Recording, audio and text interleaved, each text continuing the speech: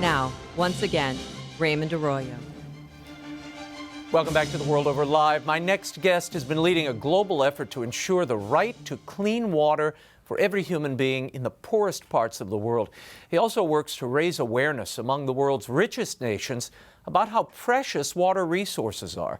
He's the founder and executive director of Dig Deep, an organization that builds sustainable water projects in needy countries, and it was Catholic social teaching that inspired him to follow this path. Here to explain his 4 Leaders Challenge is George McGraw of Dig Deep. Welcome back. It's nice to see you, Raymond. Great to see you. How are you? Now, let's start with the challenge that is facing you and all of us.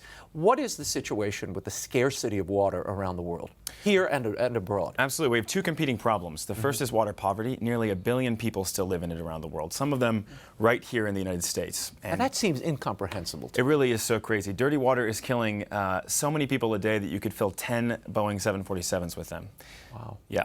And at the same time, we are using water unsustainably in a lot of places. And I'm from California, where we're in the middle of an historic drought and really starting to learn for the first time what it would be to live without water in normal, everyday circumstances. So you were telling me earlier, people are actually experiencing this. I mean, these are people who, they're in the shower one day and all of a sudden it stops. What's happening?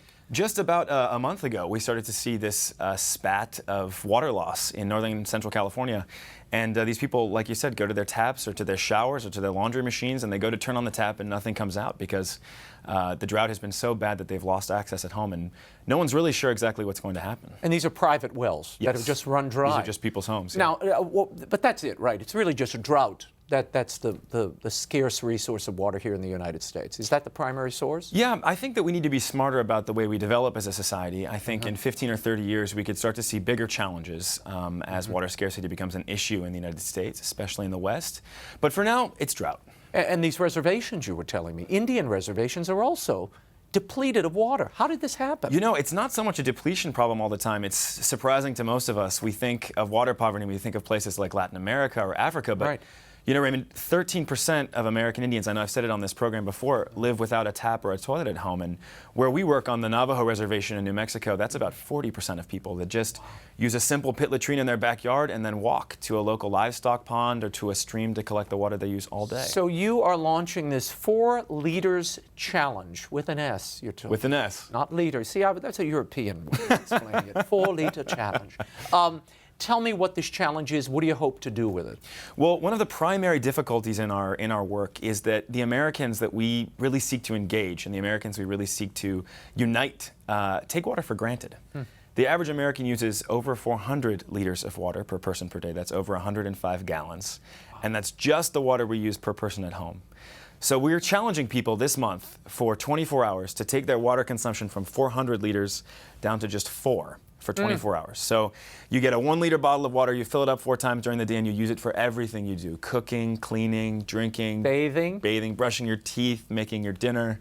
It's definitely not easy, but it's an incredible experience. And you're asking people, and they have sort of captured this experience, and they're tweeting it out, they're Facebooking it. Absolutely. I mean, the challenge isn't for everyone, but for the people that have taken it up so far, it's been an incredible, incredible movement. They've been taking videos and pictures and writing tweets and really sharing with their social networks, with their families and friends, what this experience is like. It's been tremendously educational. Why do you think people are embracing this challenge? I mean, we had the ALS challenge, which kind of ran counter to your challenge. Sure. A lot of water was expended. Why do you think people have embraced this, and what do they come away with when it's over?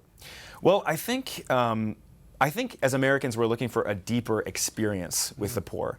For so long, we've been treated as donors, and we're sort of sidelined in the development process that way. And what's really necessary, not just as Americans, but as Christians, if we're truly to love the poor in a way that radically changes our lives, is an experience of their lives. And so, of course, 4 Leaders is a very temporary thing. Of course, 4 Leaders is in many ways a very simple thing and not nearly as drastic as real poverty. But it's a first step in that direction. I think people get a taste for how valuable and how incredible this thing they've been taking for granted really is, and they can't get enough.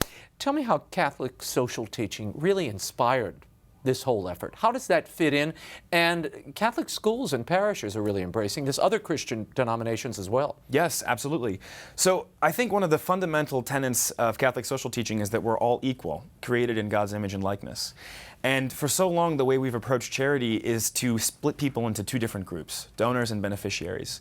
And it's really the job of young nonprofits like Dig Deep or challenges like 4 Leaders to help people break down those barriers and to see not what divides us, but what unites us in that experience, and to reach out to each other in a really more authentic way. And so, like you said, Catholic schools, Catholic parishes, Catholic organizations like Life Teen have taken up this 4 Leader Challenge, and it's been so incredible to watch. Yeah, it's really a teaching tool. I mean, I can see this working in a classroom setting where, you know, over the weekend the kids have to try this, and they come back and talk about that experience, and it really does, I think, engender a sense of empathy that perhaps none of us have. Now, I mean, look, we reach for the, you reach for the water bottle, you slug away, you're wasting water by running it all day long. It's not something that's at the top of our minds. Definitely not. Yes, we thought the same thing. So we developed a 6th to 12th grade curriculum with a bunch of friends. Really? Both in Catholic, private, charter, and public schools. And with some of our friends at the United Nations and in other Catholic institutions like some congregations in Rome. And we developed this curriculum that can be used either secularly or also in a religious setting. And because we really wanted to give people, teachers especially, that opportunity for experiential education that so many students are really starved for. And that's online, that's on the website as well? It's on the website as well. Okay, Dig Deep. We'll get to that. I'll announce it at the end. Good. What was the first experience that sensitized you, awakened you to this entire water poverty that the whole world is experiencing? Well, I'm a human rights lawyer by trade, and water is my specific focus, but I worked for a large global development organization very briefly in water and sanitation access, and I was editing reports mostly, but our reports were saying that over 50% of our projects were failing every year. And we were seeing this huge spike in maternal and infant mortality, in a loss of education or economic opportunity. And no one was going back and serving these people as individuals. We were treating them as places to dig a well and move on, treating them as numbers. And for someone that works in human rights, especially someone with a strong core in Catholic social teaching, this is a really hard thing to swallow. These people aren't statistics. They are other human beings just like us that need water as much as we do. And so to treat them as beneficiaries and not as equal partners in this work makes it not only unsustainable, but really immoral. And you spent some time in Sudan.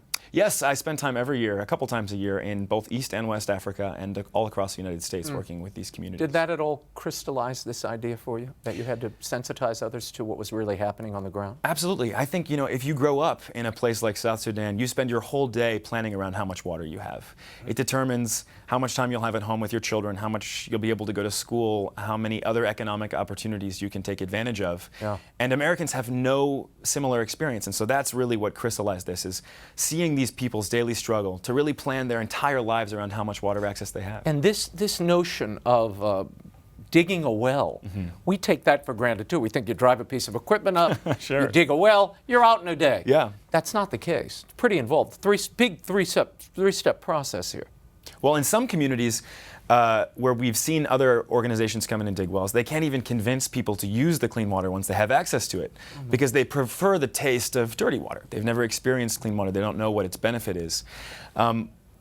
Providing access with a community to clean water for the first time is not about building a project. It's about building a partnership with a community that can lead its own development and can make decisions for itself that allow that water project not just to function for 3 months, but for 30 years. You all appoint, or rather collect or accrue a water council. Yes, in every community we work in, we definitely leave democratic bodies that are made up of locally elected leaders, and that definitely include also women, youth, and minorities, to make decisions about a water access point once we've built it. George McGraw, thank you for being here, and let us know how things turn out, and we'll retweet the progress here. You can find out about George McGraw's work at Dig Deep by visiting their website, and you can take the challenge at digdeep.org. Just click on the banner in the center of the homepage to take the 4 Leaders Challenge for 2014.